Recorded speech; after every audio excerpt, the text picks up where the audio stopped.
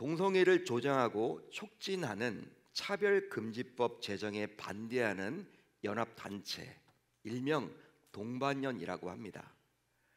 아마 교회를 다니시는 분들은 이 동반연에 대해서 한두 번쯤은 들어보셨을 거예요. 그 단체에서 활동하던 한 교수님의 강의를 제가 예전에 들은 적이 있었습니다. 그 강의의 내용 중 지금도 기억나는 부분은, 지금처럼 한국교회 성도님들이 동성애에 대해서 무관심으로 방관하게 되면 결과적으로 국회에서도 차별금지법을 통과시킬 것이라는 경고의 메시지였어요.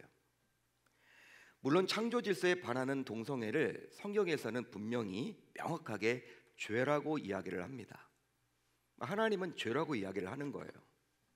따라서 성경을 알고 믿는 대부분의 기독 신자들은 이 동성애를 촉진하는 차별금지법을 개인적으로 반대합니다. 여러분 다 반대하죠. 성경을 안다면. 하지만 개인적으로 반대한다는 이유만으로 차별금지법을 통과시키려는 불손한 계획에 공개적으로 반대하지 못하고 방관하는 신자들이 얼마나 우리 주변에 많습니까? 자, 그러다 보면 결국 동성애 법안을 통과시키려는 자들은 비록 소수지만 똘똘 뭉쳐서 활동하기에 결과적으로 동성애 법안은 시간이 흐르면 흐를수록 어느 순간 통과될 것이라고 교수님은 안타까워하셨어요. 그리고 막 외치셨습니다. 여러분 좀 동참을 하시라고. 서명운동에 막 동참하시고, 어떨 때는 나가서 여러분 반대도 좀 하시고 이렇게 좀 하시라고. 개인적으로만 반대한다고 방관하지 말라고. 그렇게 되면 국회에서 어느 순간 이건 시간 문제라고. 그 외침이 지금 저의 귓가에도 막 들려요. 여러분, 이미 한국교회에서는 방관으로 일관을 했다가 원불교가 어느 순간 대한민국 4대 종교가 되었음을 몸소 체험하게 되었어요. 실제로 본래 대한민국은 기독교, 불교, 카톨릭의 3대 종교가 대한민국 3대 종교로서의 위상을 가지고 군에서도 군종 장교로서 복무할 수 있었습니다. 본래는 군대를 가게 되면요, 이제 뭐 종교를 선택할 때 세 개를 가운데 하나를 선택했잖아요. 뭐 교회를 가거나 주일이 되면 법당에 가거나 성당에 갔단 말이에요. 근데 어느 순간 이제 원불교가 막 나와가지고 어떻게 됐느냐? 이제 원불교당도 생겼습니다. 군대 안에. 그런데 몇 년 전에 비록 소수였지만 정말 소수였습니다. 엄청나게 돈으로 노비했던 원불교가 국회에서 법안을 통과시켜서 어느 순간 원불교는 대한민국 4대 종교가 되어서 이제 군대에서도 군종 장교를 파송할 수 있게 되었고, 군대 내에 원불교당까지 짓게 되었습니다. 그뿐 아니라 각종 국장 혹은 국민장을 거행할 때에도 4대 종교 지도자들이 순서대로 본인들의 종교에 맞추어서 예식을 거행할 수 있게 되었다라는 거예요. 예를 들어 대통령이 죽었다. 국장을 하죠, 여러분. 그때 여러분 지금까지는 기독교, 불교, 캐톨릭 여러분 이런 분들이 나와가지고 했는데 이제 원불교까지도 나오게 되었다라는 거예요. 이게 국회에서 법이 통과되었기 때문에. 국회 여러분 기독교 신자들이 많아요. 국회의원들 가운데. 근데 여러분 놓쳐버린 거예요. 왜? 이것에 대해서 별로 신경을 쓰지 않다 보니까, 방관하다 보니까 소수의 여러분들 원불교 신자들이 그렇게 움직여가지고 법안까지 통과를 시켰습니다. 따라서 자신이 개인적으로 반대한다고 해서 반기독교, 반성경적인 법안에 대해서 방관하는 자세를 갖게 된다면 결국 시간이 흘러서 원불교가 통과되었듯이 어느 순간 제2의 원불교 법안, 제3의 원불교 법안 역시 그대로 통과하게 될지도 몰라요. 그러기에 이처럼 기독 신자에게 있어서 방관은 위험한 결과를 초래해야 하는 너무나도 안일한 자세라고 감히 말할 수 있습니다. 위험한 거예요. 자, 오늘 말씀 안으로 들어가 보면 예수님께서 마르다와 마리아가 살던 집으로 신방을 갔습니다. 자, 그렇다면 이 집에는 또 누가 살고 있었을까요? 마르다와 마리아 말고 또 누가 살고 있었을까요? 바로 마르다와 마리아의 오빠였던 나사로였겠죠. 나사로. 실제로 요한복음 12장을 보게 되면 나사로는 마르다와 마리아와 함께 살았다라고 나옵니다. 한 집에 살았습니다. 따라서 어쩌면 이 집의 주인은 남매 중 가장 선임이었던 누구였다? 나사로였겠죠. 그러기에 예수님께서 베다니에 있는 나사로의 집으로 신방을 가셨다라고 보셔도 좋습니다. 자, 그런데 예수님을 먼저 영접한 사람은 나사로가 아니라 누구였습니까? 마르다였죠. 자, 38절을 볼까요? 이렇게 나와 있죠. 마르다라 이름하는 한 여자가 자기 집으로 영접하더라. 자, 그렇다면 마르다와 마리아가 나오는 요한복음을 보게 되면 나사로의 이름이 분명히 나오는데 왜 오늘 말씀을 기록한 누가는 나사로의 이름을 기록하지 않았을까요? 기록하고 있지 않을까요? 즉 오늘 말씀에서 나사로의 모습이 등장하지 않는 것은 참으로 희한하다고 말할 수도 있겠죠. 희한한 겁니다, 여러분. 요한복음을 보게 되면요, 나사로가 나오거든요. 누가는 여러분 의사 아닙니까? 여러분 모든 구절들을 다 세밀하게 관찰해서 기록을 하는데 분명히 알면서도 왜 의도적으로 이 나사로의 이름을 기록하지 않는 것일까? 여러분들의 성경은 나사로의 모습을 감추고 있습니까? 실제 이 집은 나사로의 집입니다. 또 요한복음 12장을 보게 되면 예수님께서는 나사로를 가리켜서 친히 자신의 친구라고 말할 정도로 나사로와 친분이 있는 상태였어요. 그런즉 비록 마르다가 영접했지만 예수님께서는 나사로를 보려고 이 집안으로 들어갔다고 말할 수 있습니다. 마르다를 보기 위함이 아니에요. 마리아를 보기 위함이 아닙니다. 누구를 만나기 위해서? 나사로를 만나기 위해서 친구의 집으로 간 거예요. 그런데 누가는 나사로의 모습을 일부러 고의적으로 드러내지 않죠. 여러분 지난 이틀 동안 살펴보았지만 마르다와 마리아 사이에 갈등이 생기게 되었어요. 바로 예수님을 대접하는 방식에서 온 차이 때문에 벌어진 분쟁이었죠. 결국 손님인 예수님께서 친히 나서서 이 갈등을 해결하는 모양새입니다. 자, 그렇다면 이런 두 여동생 사이에 분쟁이 생겼을 때, 갈등이 생겼을 때 오라비였던 나사로는 과연 무엇을 하고 있었던 것일까요? 뭐라고 있었던 것일까요? 실제로 손님인 예수님이 나서기 전에 당시 이 문제를 해결할 위치에 있던 나사로가 중재를 하거나 해결책을 제시해야 하지 않을까요? 여러분 그런 위치에 있잖아요. 오빠인데 두 여동생이 싸우면 오빠가 중재해야지. 손님이 나서서, 손님인 예수님이 나서기 전에 오빠가 중재할 수 있잖아요. 문제를 해결할 수 있잖아요. 그런데 나사로는 결코 그러지 않았습니다. 그러지 않았어요. 바로 나사로는 침묵으로 일관했습니다. 말하지 않았습니다. 그렇습니다. 나사로는 자신의 두 여동생 사이에 벌어진 갈등에 대해서 어떤 태도도 취하지 않았죠. 한마디로 당시 나사로는 방관자 노릇을 했습니다. 구경했습니다. 여러분 두 여동생이 싸우는 것을 보고만 있었습니다. 팔짱 끼고 앉아가지고 구경하고 있었습니다.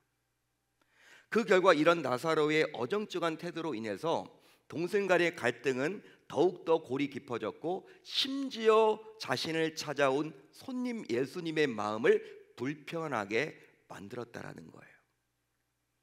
그게 바로 당시 나사로의 모습이었습니다. 자, 그렇다면 왜 나사로는 이런 중요한 순간에 방관했던 것일까요? 왜 구경하고 있었던 것일까요? 왜 팔짱을 낀 채 그냥 내일 아닌 것처럼 여겼던 것일까요? 그 이유는 바로 자신이 끼어들었다가 괜히 자신이 불편해지기 싫었기 때문입니다. 자, 그래서 이제 나사로는 자신만 생각하는 지극히 이기적인 모습을 보여주고 있죠. 즉 괜히 문제에 뛰어들었다가 귀찮게 될까 봐 그것이 염려되고 두려웠기 때문이에요. 여러분 이것은 신자들이 가지기 쉬운, 보통 신자들이 가지기 쉬운 일종의 안일주의라고 말할 수 있습니다. 안일주의.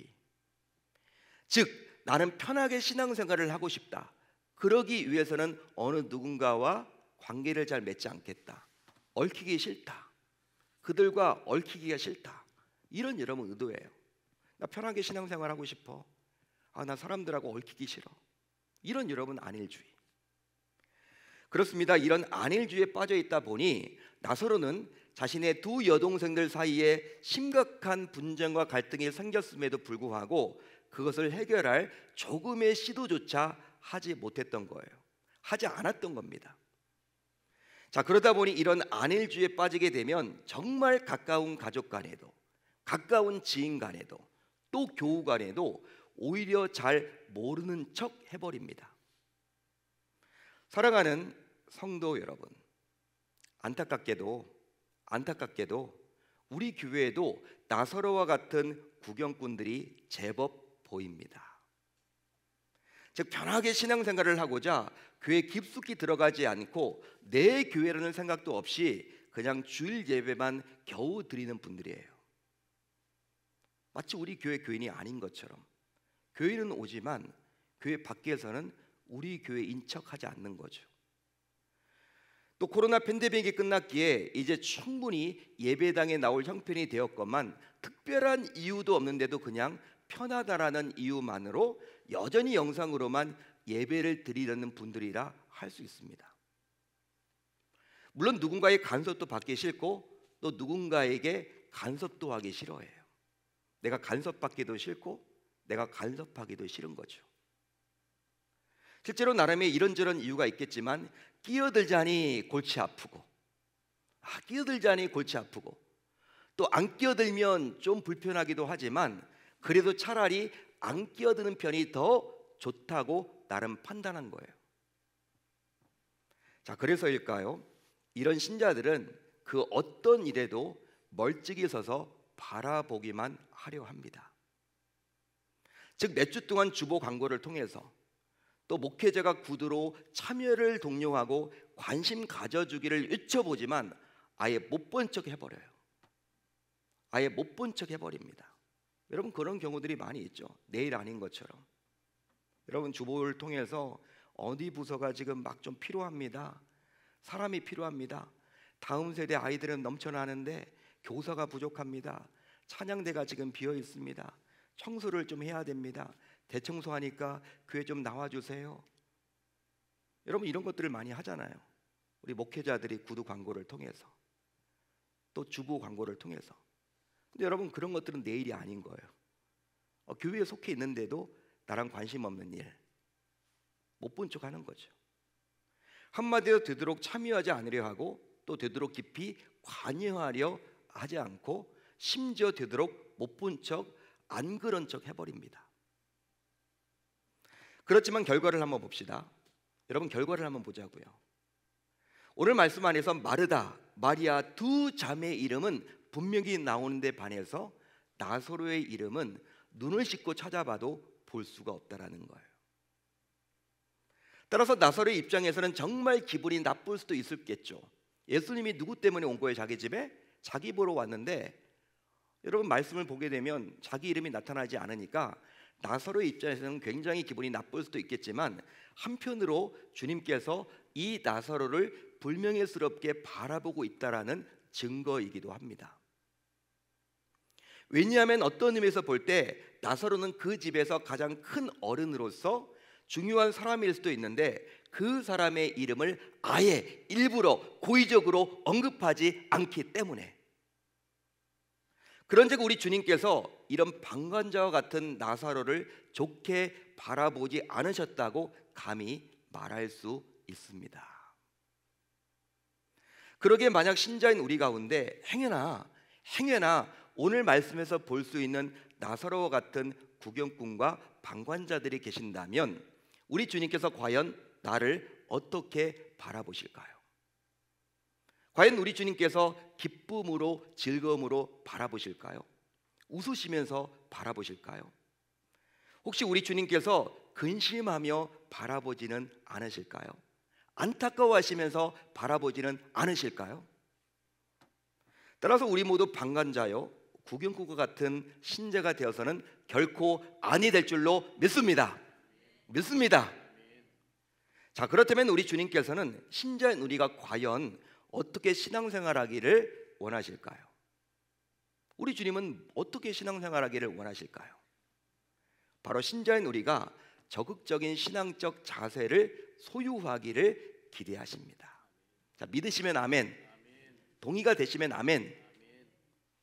그리함으로 우리 주님께서 신자인 우리를 기억하고 싶으시죠. 즉, 우리 주님께서 나사로를 의도적으로 기록하지 않았음을 후대를 살아가는 저와 여러분들에게 보여주사 신자인 우리만큼은 나사로가 걸어갔던 그 일을 동일하게 걸어가지 않기를 바라십니다. 자, 그러면 우리 주님께서 기억하는 신자는 과연 누구일까요? 우리 주님께서 기억하는 신자는 과연 누구일까요?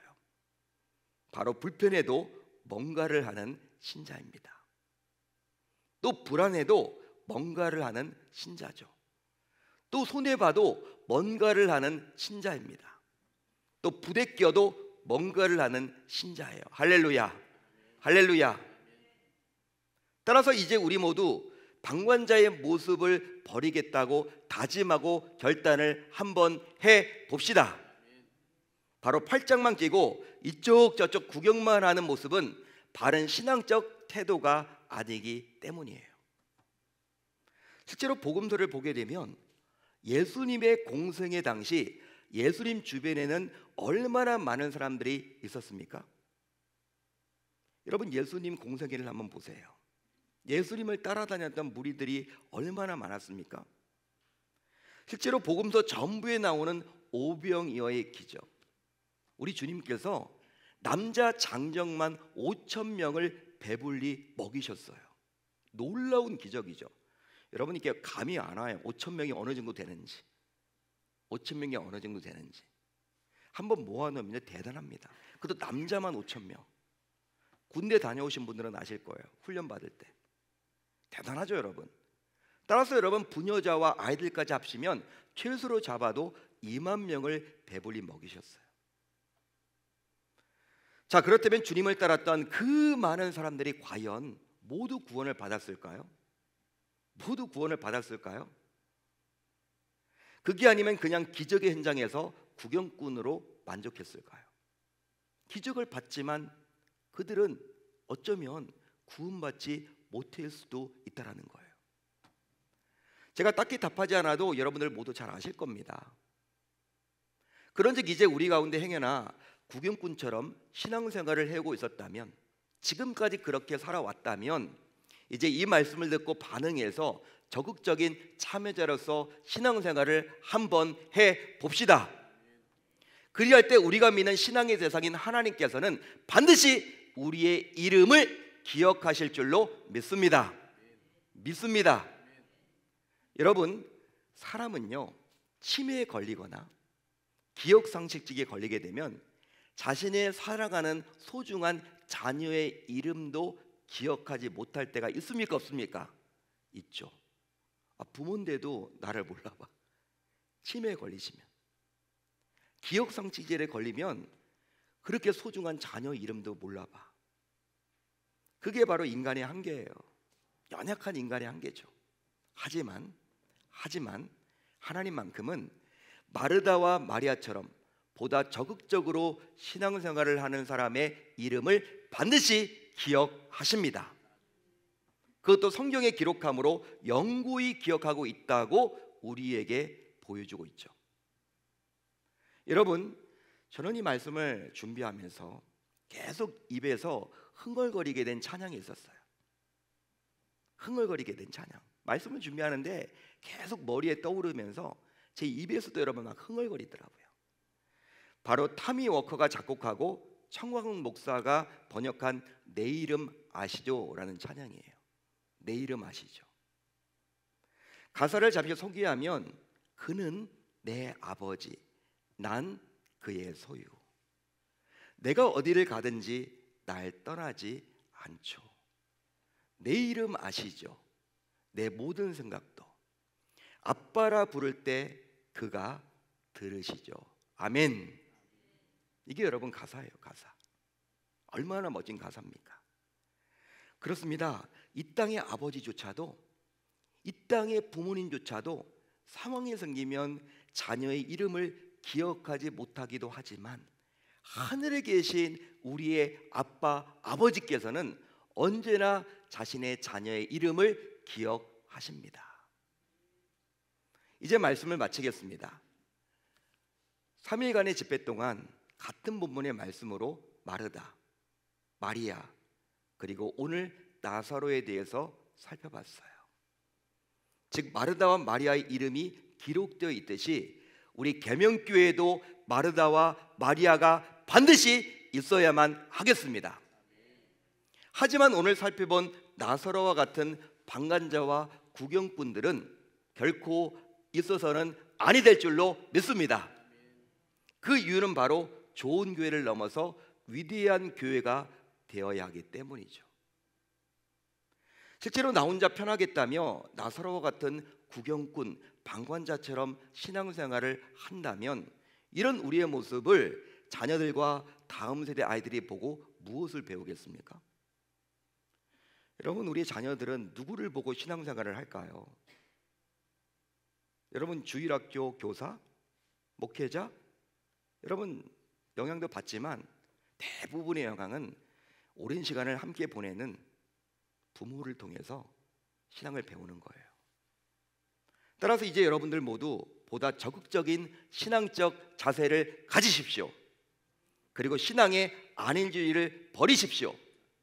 그런즉 신자인 우리가 가져야 될 자세가 있다면 바로 내가 해보겠다라는 거예요. 한번 따라하겠습니다. 내가 해보겠다. 내가 해보겠다. 즉 이것을 내가 치워보겠다. 이 일을 내가 해보겠다.